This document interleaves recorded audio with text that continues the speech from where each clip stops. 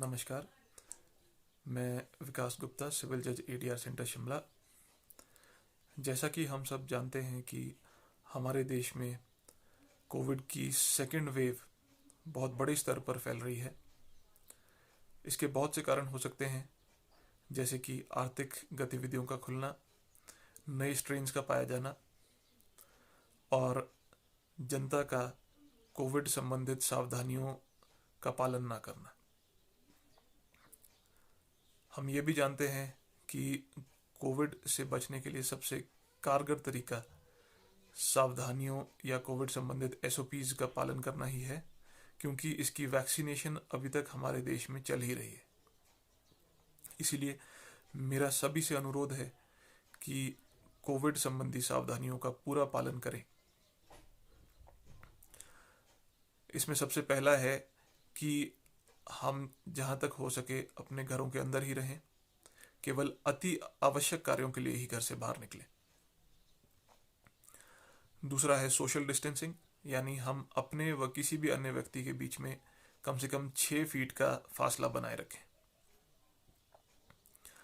तीसरा है कि हम हमेशा फेस मास्क पहन कर रखें, परंतु ये खास ध्यान रखें कि हमने मास्क प्रॉपरली पहना हो। यह देखा जाता है कि अधिकतर लोगों ने जो फेस मास्क पहना होता है, या तो वो नाक से नीचे होता है या फिर चिन से ऊपर होता है, जिसकी वजह से वह कारगर तौर पर हमें सुरक्षा नहीं प्रदान करता।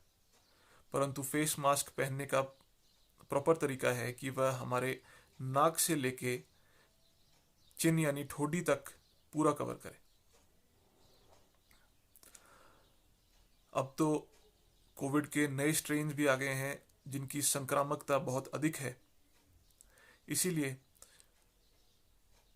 डॉक्टर्स 2 मास्क पहनने की भी सलाह देते हैं, जिससे कि उनका कहना है कि कोविड के विरुद्ध सुरक्षा और बढ़ जाती है। इसके अलावा शोधकर्ताओं का ये भी कहना है कि कोविड महामारी हवा से भी फैलती है, और उनका यह कहना है कि एनक्लोज्ड एरियाज में यानी बिल्डिंग्स, कमरों इत्यादि में इसके फैलने का अधिक डर है।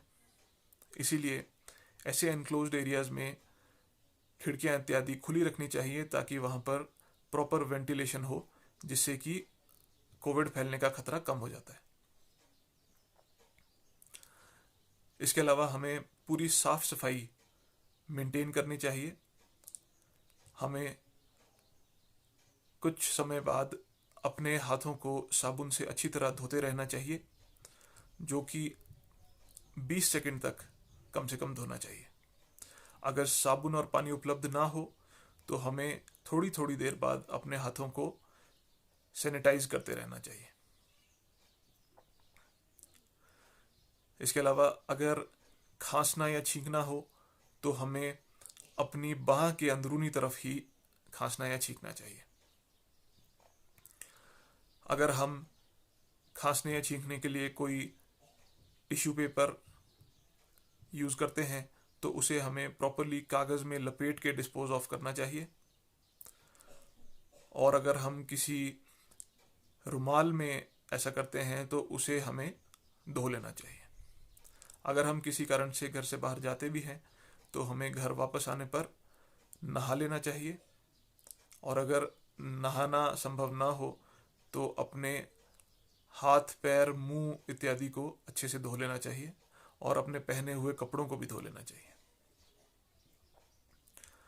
एक और महत्वपूर्ण बात यह है कि ये सारी सावधानियां उन लोगों को भी बरतना ज़रूरी है जिनकी वैक्सीनेशन हो चुकी है, क्योंकि ऐसा नहीं है कि वैक्सीनेशन होने पर उन्हें संक्रमण नहीं हो सकता। उन्हें संक्रमण हो सकता है, हालांकि उसकी सिवियरिटी कम हो सकती है। साथ ही साथ अगर उन्हें संक्रमण हो जाता है तो वो अपने साथ वालों या अपने परिवार वालों को भी कोविड-19 महामारी पास ऑन कर सकते हैं।